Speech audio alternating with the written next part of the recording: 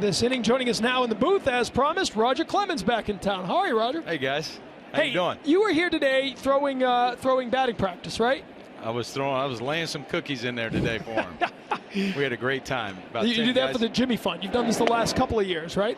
Yes, and I think the Jimmy Fund. I think the guys who paid the money, donated the money to the Jimmy Fund. They did a great job. I think there's about 10 dads, 10 boys, and a couple of them, 12-year-olds made my day. They were swinging, and they took got a couple hits kind of by shortstop, and this one little guy, I think his name was Noah maybe, and I could hear his voice. I said, "What'd you say?" He said, "Man, I'm having a great day." And so it made my day just to see those guys. I mean, I was telling my buddies that are up here from Texas that, I played Augusta National a couple times, and to have batting practice at Fenway Park, you're talking about once in a lifetime thing. It's pretty cool. So I appreciate the Red Sox doing it and the Jimmy Fund doing it. So it was a good time. Well, you've been doing that for a few years now, and that's an awful nice thing for you to do, Rogers. Take your time and obviously help a tremendous cause. Yeah, Jerry. I mean, everybody calls in on the telethon, and they make great donations every year, and they do a fantastic job. So we just try to throw a little something fun in there, and I've had a great time too. It's fun for me getting back out there. I had 13 special years here, loved it. You had obviously a lot of great years here, Jared, too, right before I got here. So it's fun getting back down on the field. It was really a pleasure. And you've said you've been feeling pretty good throwing BP. So far, no aches and pains. I don't need any oil like the Tin Man or anything like that. So far, so good. Well, it's nice throwing. It's nice throwing from 50 feet and 50 miles an hour. But you get amped up? Did you? I mean, not necessarily today doing it, but when you're warming up for this over the last couple weeks, do you start to feel it again? Didn't have any flashbacks.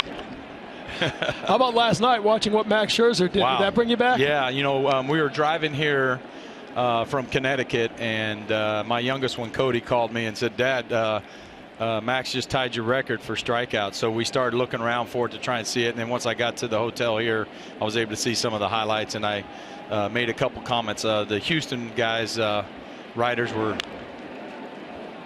That's going foul. That'll foul to the right side. Yeah, Max Scherzer last night with the 20 strikeouts against his former team, Detroit. You know what that feels like, don't you? Twice. Unbelievable. It's his ball, like I expected, was moving. Rising late, the high fastball, and your stuff has to be electric to do that. And again, I think the biggest thing when the anniversary of mine came up, or the situation of my 20 strikeout games came up, my pitching coach here, Bill Fisher, and I always get a text from Dr. Andrews. Their favorite thing, like Max did, he didn't walk anybody in that game. And I heard a stat, if I'm right, is that nobody walked anybody in these games that are listed right now. Yeah, that's correct. That's true. Is that right, Jer? Yep. So, I mean, that's really incredible. I think Max said it. A few of his teammates said it about the swing and misses. And I like hearing the backstory from like Rich Gedman, who Geddy caught the game, and what he was talking about, same thing. Correa gets out of the way of that one, but it'll be ball 4. First walk of the night for David Price. Let me ask you this, Roger. When you're in a situation like that on a particular night, and it happened to you twice. I was fortunate to do the second 20 strikeout game. When do you know? I mean, when does it start clicking into you that, hey, I got a chance to do something real special tonight? I mean, do you feel that? I mean, immediately in the game, or is it as the game goes on? Yeah, Jared. So I think there was a Red Sox record the first time I was alerted to when I was out there against Seattle here at home at Fenway, and they flashed it on the scoreboard. So that's when I realized there's a fly ball. That's going to stay in play Tyler right there. White on the third base side. Shaw gets over there, and he'll make the catch for the first out of the inning.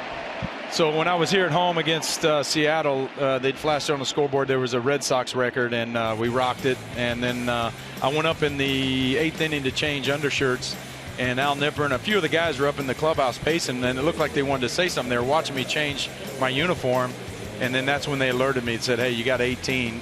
There's a strikeout record of 19 right now with Ryan or something, that you got a chance to do it. So that's when I realized. And similar to Max, I think I got the first 2, and then the last guy grounded out. So I said last night, and I remember thinking back to when you did it, that's going to be the only time you're kind of disappointed when there's a ground ball out to end the game. You're happy to get the game, but you're looking for that one last punch. Yeah, I was happy to get the win. Dwight hit a nice home run for me in center field to get me back on top, so that was fun too. We did a big anniversary of that a couple weeks ago, and talking about how you were losing that game early on. You know what I mean? And the guys finally got it going. And Steve Lyons was saying just to be a part of the offense. People forget that you had a couple of the Dwight Evans home run really got you back on top. Without a doubt. And for me, it was a stepping stone for me because I was coming off my small, injury in '85, and it got me back on pace, and I was able to show my teammates I was healthy, and it led to a great year for us. This is probably a crazy question, but did you feel better in the first one than the second one, or was it kind of the same feeling? The second one, Jerry, I felt pretty good. I used my split a little bit more in the second one. I was, it was 10 years later, so I used my split. It was pretty devastating that night. And there was something going on with Kevin Kinney was our manager, and there was something going on with the shutout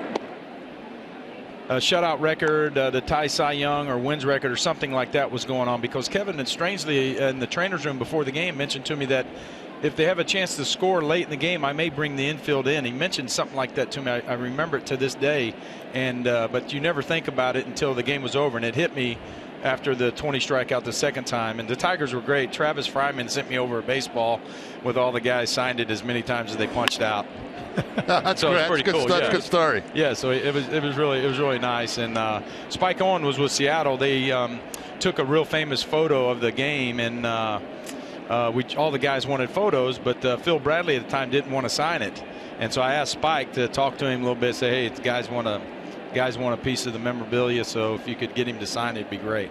And he did. That's good.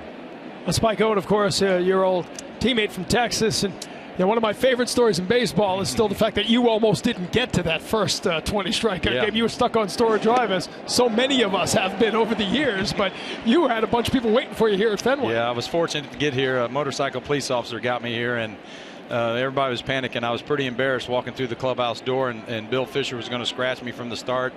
I said, please don't do that. I didn't want to answer to everybody after, and we rushed to the bullpen, and I didn't throw probably a strike in my 30 warm-up pitches and got out here, and we got it done. And after the game, Fish goes, get here when you want to.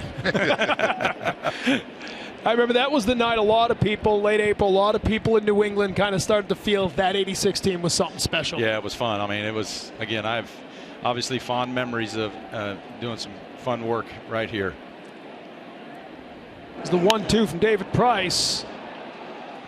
And Gonzalez gets a base hit to right field, so 2 on here in the third. A little bit of an offbeat question for you, but we're watching David Price tonight, the ace of the Red Sox pitching staff. Obviously, they paid a lot of money to go get him. You were an ace throughout your whole career on every team that you played on.